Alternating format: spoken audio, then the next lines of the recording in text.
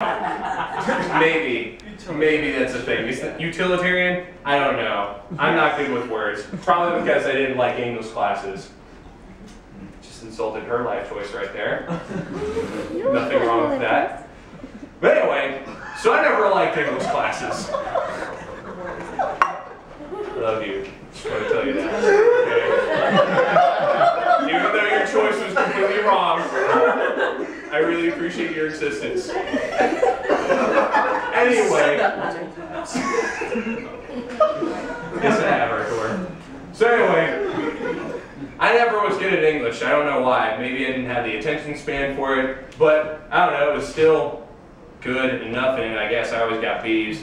But yeah. Two people, though, made English classes so redemptive in my mind. First, there was Mr. Quint Bush. That man was awesome. I would sit in class and I'd be sitting here like this, and I'd just be like, I don't get any of this interpretive stuff. I don't get it, Mr. Bush. And he'd always come down there, and he had this really deep and awesome Southern accent. One of the few that I liked, and be like, well, Connor, to put it in layman's terms, if you don't know what layman's terms is, it's, you know, putting it simply. Put it in layman's terms, Mr. Jennings, what we've got right here is we've got this dude, his sister's crazy, she kills him, and then he comes back from the grave and kills her, and it's all some sort of weird interpretation about life, the universe, and everything. And I'd sit there and be like, Ball of the House of Usher. I kind of get it. What? I know what story that is. That's an excellent story.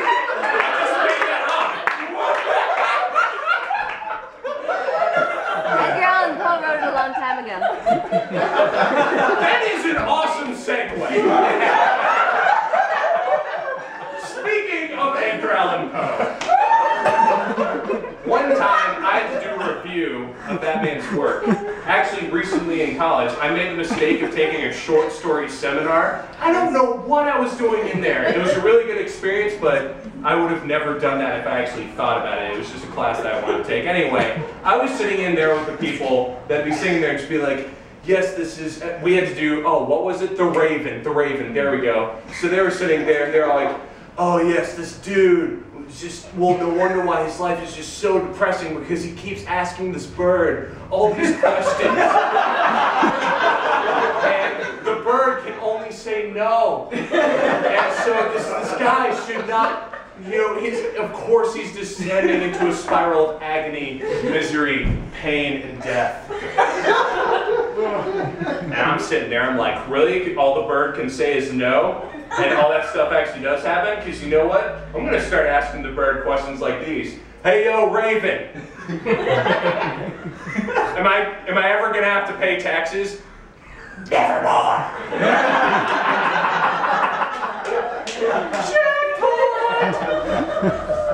Hey, Raven, am I going to be shot down on a first date or stood up on a first date ever again? Nevermore. Yes. Hey, Raven, I gotta be rude with you. Should I go streaking again? For all that is pure and holy within this universe, never.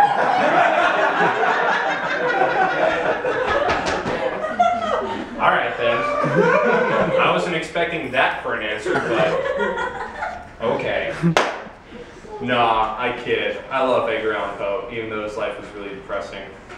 The other person that made English redeeming, I'm sorry, it wasn't you. It was one of my other teachers. I'm making so much fun of you right now. I'm so sorry. Anyway, the other person who made the English classes redeemable was one of my other teachers, Amy Mullis. Now this woman, I didn't take her class until my senior year, but I met her my sophomore year, and the first thing that she says to me, I introduced myself, I'm like, hello man, my name's Connor Jennings, nice to meet you. She was one of the staff people on a campus group, and she's like, Connor Jennings, man, you know what that sounds like? That sounds like a superhero secret identity name. It does. See, all these people trying to kiss up to me now. But I sat there, I'm sorry, that's not really kind of me, I shouldn't say stuff like that, but I sat there and I just thought, wow, she just called me a superhero. You know what, I don't care if I find like the awesomest woman ever, and like every day of my life, she tells me that she loves me and all this stuff, and we die old and happy together. I don't care if that happens, because you know what? Once you get called a superhero, compliments just don't get any better. I kind of wish that someone like told me that like later on in my life, so I could have like a compliment climax later on. But you know what? Whatever. I mean, I got called a superhero. That's kind of amazing in my mind. Oh, excuse me.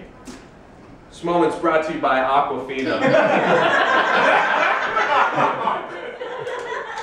Aquafina, refilling comedians since April 26th, 2013.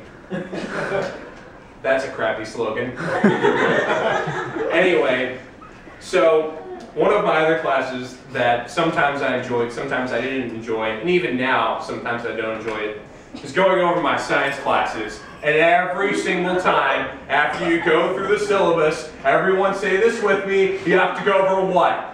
The scientific, you guys suck at saying stuff with me. Scientific method. Thank you very much. Crowd participation, it's not that hard. So, we all had to go over the scientific method every like first week in high school, and now like every other semester. And some days I'm just sitting there and I'm like, really? We're doing this again? But no, actually, no. I forgot the scientific method from all the other chemistry courses that I had to take in order to get to this chemistry course, because I am a chemistry major. No, I forgot the scientific method all those other times to get here. And then everyone's scientific method's like all different. Everyone's got like, you've got one guy here and he's like, identify the problem, do some research, form a hypothesis, experiment, analyze, conclude, report. Got another guy here, identify, experiment, analyze, conclude. Got another guy here. I forgot his scientific method because it wasn't interesting enough. Got one more guy here and his is like really interesting. It's like identify the problem, do some research, experiment, set up your experiment or whatever. Those were out of order. Who cares? Conclude, you know, report, make a theory, win a Nobel Peace Prize, go down in history, be proven wrong a couple of years later, be absolutely forgotten. All your stuff's proven wrong because aliens are real. You know?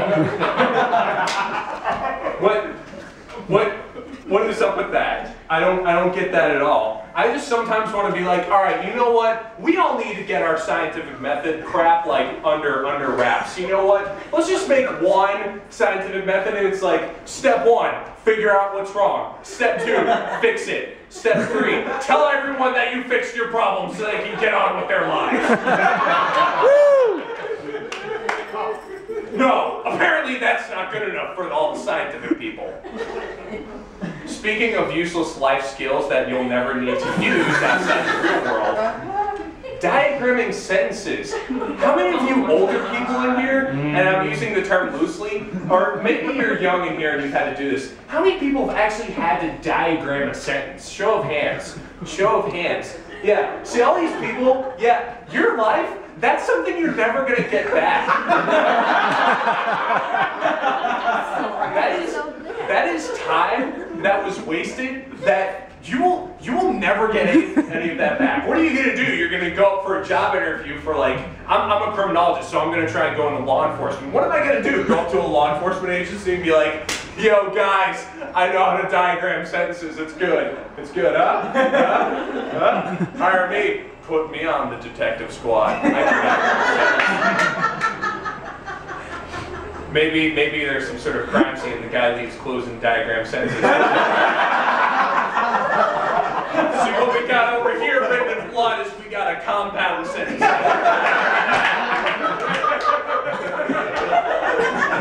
He's leaving us clues in the form of diagram sentences. I can solve this. Or who knows, maybe aliens invade and then they stop, like right before they stop killing us because some people know how to diagram sentences. They're gonna come, they're gonna get ready the next second and be like, oh crap, they know how to diagram sentences. Hey, Commander Burt, who the heck names an alien Burt? Commander Burt, yeah, they know how to diagram sentences. Yeah, we should stop killing them? Yeah, I figured as much. Okay, I'll